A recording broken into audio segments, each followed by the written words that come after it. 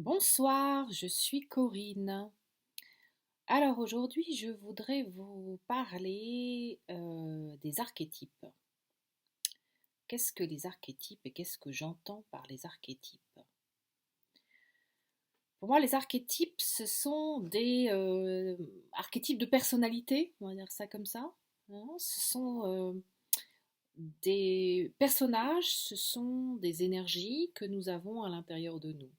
J'ai déjà dit à plusieurs reprises, à travers les diverses vidéos que j'ai pu faire auparavant, que je nous considère comme un être multidimensionnel. Considérant que nous sommes un être multidimensionnel, qu'est-ce que ça sous-entend? Eh bien, ça sous-entend que à l'intérieur de moi, j'ai une multiplicité d'archétypes.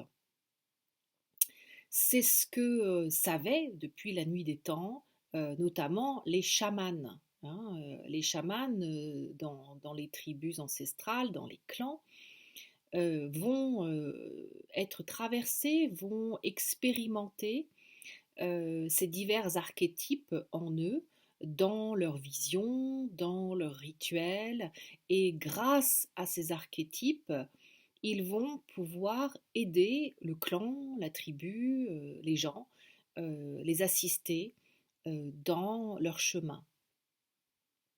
Alors moi, je vais en parler à partir de ma propre expérience, parce que je ne peux pas parler pour les autres. Par contre, je pouvais vous parler de ça parce que, bien évidemment, on est dans une société qui ne nous apprend pas tout ça, hein. Dans une société qui est hyper cartésienne, hyper rationnelle et qui ne considère absolument pas euh, tous les dons, toutes les habilités, toutes les possibilités de notre cerveau droit.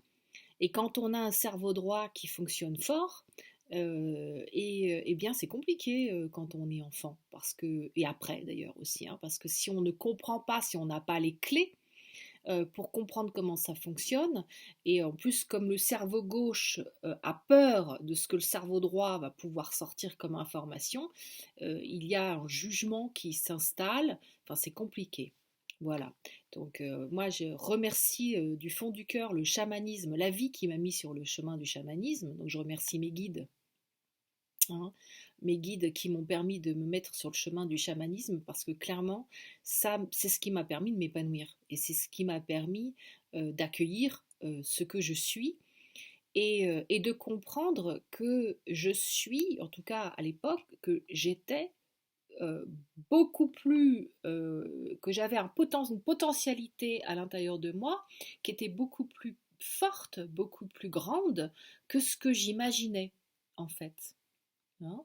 Et puis également de comprendre de quoi il s'agissait quand j'étais en reliance avec les diverses voix intérieures ou tonalités, parce que je prendrais plutôt comme ça, comme une tonalité, parce que moi j'entends pas, je suis pas une clairaudiente, hein. C'est plutôt des tonalités, moi je suis plutôt en reliance avec les fréquences vibratoires, c'est pour ça que c'est le chamanisme, clairement, qu'il fallait que je rencontre sur mon chemin pour comprendre comment je fonctionnais, pour comprendre comment fonctionne mon corps, qui est une centrale de communication, hein, comme pour chacun, et comprendre qu'est-ce que je recevais et qu'est-ce que j'aimais, en fait, et sur quoi se base, comment fonctionne ma communication. Et donc j'ai compris que je fonctionnais notamment sur une communication fréquentielle. Et voilà. Et donc, chaque fréquence a une qualité, en fait, va exprimer quelque chose. Alors, comme au départ, c'est un langage, en fait, hein, c'est comme parler le chinois, apprendre à parler le chinois, le russe, le français, l'anglais, l'espagnol, etc. Ce sont des langages, en fait, et donc je vais devoir apprendre un nouveau langage. Et c'est un langage qui est en reliance avec mon cerveau droit, en fait, hein.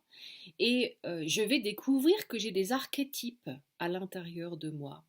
Alors qu'est-ce que j'entends par archétype? Et là encore, c'est le chamanisme qui m'a permis de comprendre, hein, et notamment à la fois le parcours que j'ai eu, mais aussi des podcasts et également la lecture de livres et puis des rencontres aussi avec des chamans, mais la lecture de livres de grands chefs leaders spirituels indiens, notamment des Amériques, hein, qui ont été interviewés à la fin de leur vie et qui expliquent qu'est-ce que c'est qu'être un chaman en fait, hein, et qui expliquent leurs propres expériences avec la transe, qu'est-ce qui se passe dans la transe, qu'est-ce qu'ils contactent, etc. Et puis, ben, une fois que j'ai pu comprendre cela, ben, j'ai pu comprendre que lorsqu'on a une habilité à être en reliance avec cet état modifié de conscience qui s'appelle la transe, eh bien forcément, je vais être en contact régulièrement et beaucoup plus facilement avec des archétypes à l'intérieur de moi. Alors, c'est quoi ces archétypes justement, hein? Eh bien, à l'intérieur de nous, on a toute une série d'archétypes de personnalités différents qui sont féminins, qui sont masculins, mais qui peuvent être aussi en reliance parce que l'être humain, l'être humain, en fait, pour moi, c'est un ensemble qui comprend en lui tous les règnes, visibles et invisibles, le règne minéral, le règne végétal, le règne animal, le règne humain, mais également les règnes invisibles. Et donc, je vais contacter à l'intérieur de moi des énergies, en fait, hein, des fréquences, du coup, qui vont s'exprimer à l'intérieur de moi. Donc, par exemple, moi, je discute beaucoup avec les arbres. J'ai vraiment on appelle ça aujourd'hui de la sylvothérapie, hein, ou sylvithérapie ou sylvothérapie. Mais moi, ça fait des années que je communique avec les arbres. Je peux passer des heures au pied d'un arbre et communiquer avec lui, hein. Et je deviens l'arbre, en fait, hein. Je vais laisser l'arbre m'envelopper avec son aura, et c'est comme si j'ai vraiment la sensation de faire un avec lui, et là il m'enseigne l'arbre et il va me transmettre beaucoup de choses. Alors on a des affinités avec des essences d'arbres selon d'où on vient et de ce qui nous a été aussi légué, hein. Voilà. Mais du coup, qu'est-ce qu'on peut avoir comme archétype? Alors par exemple, si je prends moi les archétypes que je devais absolument travailler en tant qu'enfant et ado pour pouvoir rentrer dans un âge adulte et être paisible, eh bien c'était le destructeur intérieur et le destructeur. J'avais deux archétypes qui étaient très hauts, je pense à peu près dans les 5 premiers archétypes dans ma personnalité, un destructeur intérieur et un destructeur, ce qui faisait que je suis très accidentée, j'ai eu un parcours très accidenté au niveau physique notamment, et lorsque j'ai pu comprendre cela, j'ai pu comment dirais-je, faire des switches, hein, et aller chercher d'autres archétypes, transmuter, alchimiser les archétypes que j'avais à l'intérieur de moi, hein. Par exemple, les archétypes profanes, hein, et pour moi, quand je parle de profane, ça parle de l'archétype qui est ignorant et qui n'a pas la connaissance. Et bien, je suis allée chercher l'archétype inverse, l'archétype qui détient la connaissance, hein. Et donc, en fait, le but, c'est pas d'être dans un extrême ou dans l'autre, c'est de ramener un équilibre à l'intérieur de moi tout le temps, en fait, hein. C'est chaque fois que j'avais un archétype qui était dans du chagrin, je suis allée chercher l'archétype qui exprime la joie. Et du coup, je crée un équilibre à l'intérieur de moi. Mais je vais aller un petit peu plus loin. Euh, Par exemple, dans ma pratique, moi je suis une autodidacte, hein, et je fonctionne en intuitif complet en fait. Qu'est-ce qui me permet d'obtenir des résultats et de voir des gens qui reviennent me voir? Parce que justement je suis dans autodidacte et dans l'intuitif. Donc quand on est autodidacte et dans l'intuitif, en fait, on est dans une posture de lâcher prise, et ce n'est ni le mental et donc ni l'expression du rationnel qui va s'exprimer. Pas du tout en fait, hein. C'est l'intuition. Et l'intuition, on est bien avec mon cerveau droit. Et l'intuition, elle va faire quoi? Elle va aller chercher dans la bibliothèque, dans mes trésors, euh, comment dirais-je, dans la somme des expériences vécues à la fois par moi-même, mais également par mon ADN, parce que je vis dans un ADN, hein, et cet ADN c'est un arbre, et c'est un arbre qui m'a accueilli en son sein. Et dans cet arbre, il y a une salle de trésor. Dans cet arbre, il y a une multitude d'informations qui vont pouvoir m'accompagner. Hein. Et dans mon arbre, à travers les âges, eh bien, il y a eu des thérapeutes, par exemple. Hein. Il y a eu des guérisseurs. Il y a eu des sages-femmes, des sages-hommes. Il y a eu des alchimistes. Alors, ben, je vais aller contacter cette énergie-là et je vais l'appeler en fait. Et je vais lui demander de venir m'aider. Hein. Alors, il y a les alchimistes un peu torturés, là, qui n'étaient pas tout à fait dans leurs axes, et puis il y a les bons alchimistes. Après, on peut faire appel aussi à l'alchimiste à l'intérieur de nous si j'ai une discipline de rituels en fait, hein, des rituels avec une discipline où je garde mon équilibre à l'intérieur de moi, où je sais canaliser mes émotions en fait, où je sais aussi maîtriser et canaliser mes émotions, toutes les croyances qui émanent de mon mental, etc. Ce qui va me permettre de canaliser et de maîtriser l'archétype qui monte. Hein, parce qu'en fait, en gros, je vais appeler, c'est comme si euh, voilà, mon cœur, c'est comme si c'est une grande centrale de communication et je vais dire allô, c'est la présence, je suis là, c'est moi ici et maintenant là, et j'ai besoin d'avoir l'aide de la linguiste là maintenant, voilà, hein, de la spécialiste de la linguistique. Est-ce qu'elle peut remonter cette énergie-là? Ouais, hop, elle remonte.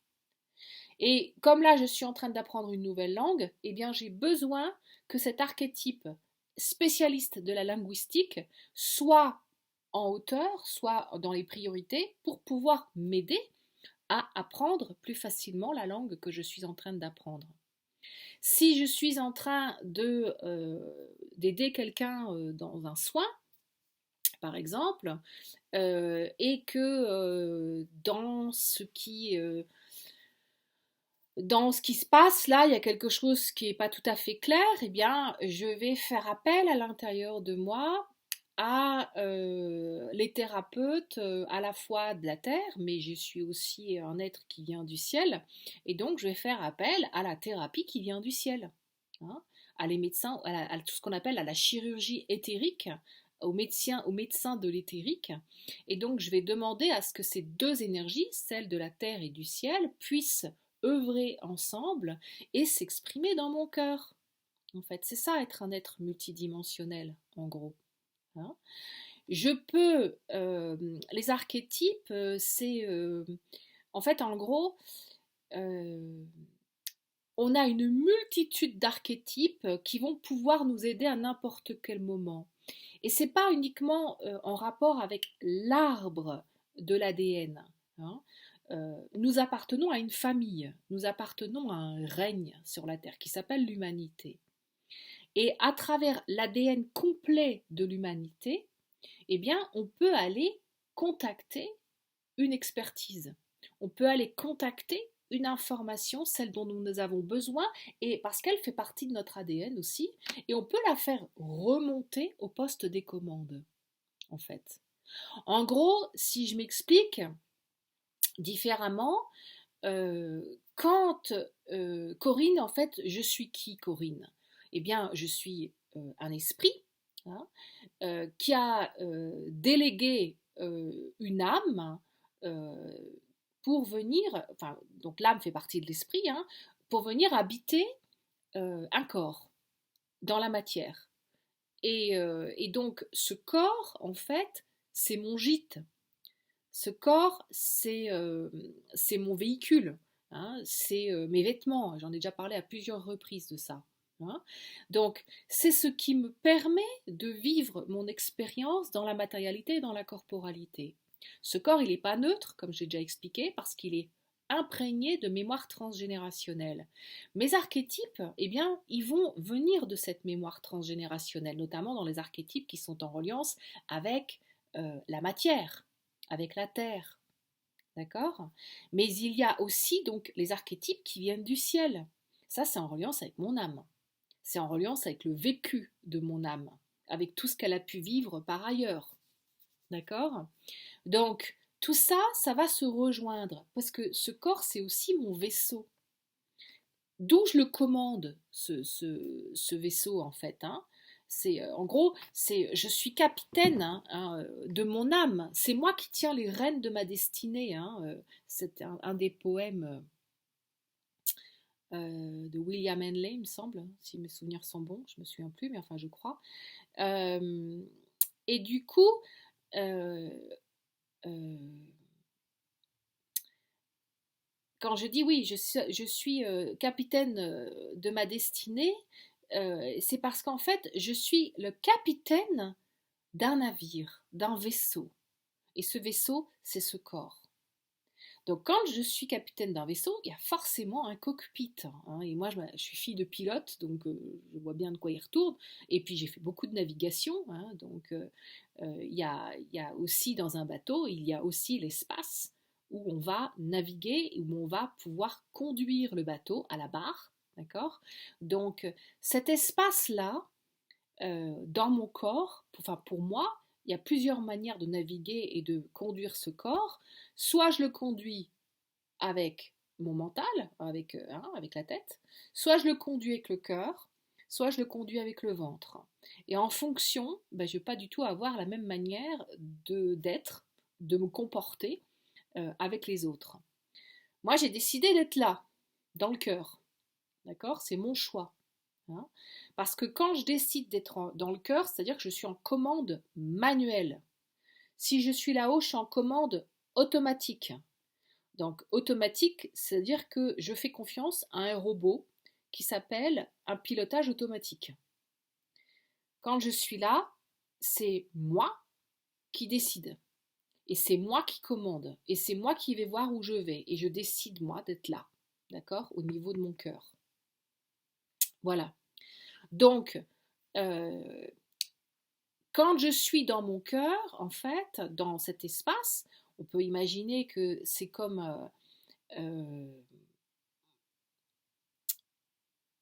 un peu comme le fonctionnement d'une gouvernance, on va dire ça comme ça, hein. Sauf que moi, ma gouvernance, elle n'est pas patriarcale, elle n'est pas hiérarchique plutôt. C'est une gouvernance que je vois plutôt comme un cercle, comme une ronde, d'accord, comme le faisaient les anciens. Et donc, il y a ce que j'appelle ma présence je suis dans mon cœur, mais je vais aller chercher, pour qu'elle puisse être bien conseillée, cette présence je suis, ma sagesse ancestrale de ma terre, la sagesse ancestrale de mon ciel, et je suis également à la fois féminine et masculine, puisque j'ai deux tonalités à l'intérieur de moi, même si je suis incarnée et j'ai décidé d'être l'ambassadrice de l'énergie féminine sur la Terre en étant une femme, j'ai les deux énergies à l'intérieur de moi, et donc je vais aller chercher à la fois la sagesse pacifiée de mon masculin et la sagesse pacifiée de mon féminin. Et tout ça, ce sont des archétypes, en fait, qui sont dans mon cœur. Chaque archétype va pouvoir m'aider, hein. Par exemple, j'ai un archétype qui va m'aider à avoir la confiance, hein, à travailler mes fondations, à me sentir bien ancrée, bien stable, solide, à me sentir sereine, en fait, hein.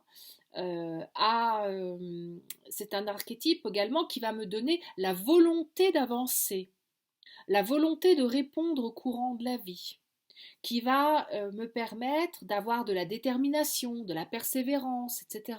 Tout ça, ça correspond à un archétype. Donc il y a plusieurs archétypes, en fait, avec lesquels je vais pouvoir jongler, hein, que je vais pouvoir appeler à l'aide à l'intérieur de moi et qui vont pouvoir m'aider à développer toutes les qualités dont j'ai besoin. Ça demande de la discipline, hein, c'est-à-dire que c'est pas qui veut, quand il veut, machin, etc. Non, c'est c'est pas un archétype qui décide de prendre le contrôle et c'est lui et je me retrouve sous son joug d'autorité. Non, ça non plus, c'est pas, je suis pas d'accord en fait, hein. Donc, ce qui est important, c'est de savoir réguler et d'avoir une discipline qui me permet d'être à l'intérieur de mon cœur et d'être vigilante et d'être aussi dans une énergie d'amour, en fait, comment je peux arriver à trouver la discipline et l'équilibre qui me permet de laisser mes archétypes s'exprimer dans une assistance et dans quelque chose qui soit juste, eh bien ce sont les rituels. Et derrière les rituels, qu'est-ce que j'appelle les rituels en fait, hein? Méditer, prier, avec des disciplines particulières en fait, hein. C'est-à-dire qu'il y a de la connaissance vers laquelle il va falloir que j'aille chercher en fait, hein, et avec des exercices, hein, et je vais tous les jours euh, me, m'entraîner, hein. C'est la même chose quand on fait du sport et qu'on fait des abdos, où on travaille sa voix pour le chant. Ben, c'est pareil en fait, hein. C'est-à-dire que tous les jours, je vais travailler mon équilibre. Tous les jours, je vais travailler mon alignement. Dans tous mes corps, parce que j'ai pas qu'un seul corps, je l'ai déjà expliqué dans une autre vidéo, l'équilibre des 4 corps, hein. J'ai plusieurs corps, donc je dois veiller à l'équilibre dans chacun de mes corps. Dès qu'il y a déséquilibre dans un de mes corps, ça déséquilibre le tout. Et je ne suis pas alignée. Et dans ces cas-là, je pense mal, je parle mal et j'agis mal, hein. Et du coup, qu'est-ce que je fais? Je me fais mal et je fais mal à mon entourage. Donc, comment est-ce que j'apprends à trouver mon équilibre, à maintenir mon équilibre? Voilà. Et je vais même aller un peu plus loin. Grâce à, comment dirais-je, grâce au travail quotidien, en fait, avec ces archétypes, à apprendre à travailler ensemble avec tous ces archétypes, parce qu'il y en a une multitude, hein, d'archétypes. Je vous ai donné quelques exemples, mais il y en a beaucoup, beaucoup, beaucoup, en fait. Eh bien, je vais pouvoir grandir. Chaque archétype, c'est à la fois une assistance, mais c'est aussi un enseignement, en fait. Et c'est comme un échange de procédés, hein. C'est-à-dire que à la fois, je leur permets de se révéler, hein, de se montrer, et je leur permets également de bénéficier de mon quotidien, en gros. Et en contrepartie, ils me transmettent les informations dont j'ai besoin. Je les vois comme des guides, en fait, ces archétypes, hein, comme des assistances dont j'ai besoin pour pouvoir vivre mon aventure sur la Terre. Voilà. Alors, pourquoi moi je le vois comme ça? Et pourquoi, par exemple, la psychiatrie, elle va appeler ça être bipolaire, ou elle va dire que c'est des troubles dissociatifs de l'identité, ou encore elle va dire que voire ça peut être de la schizophrénie. Chacun son prisme de vue, j'ai envie de dire, hein.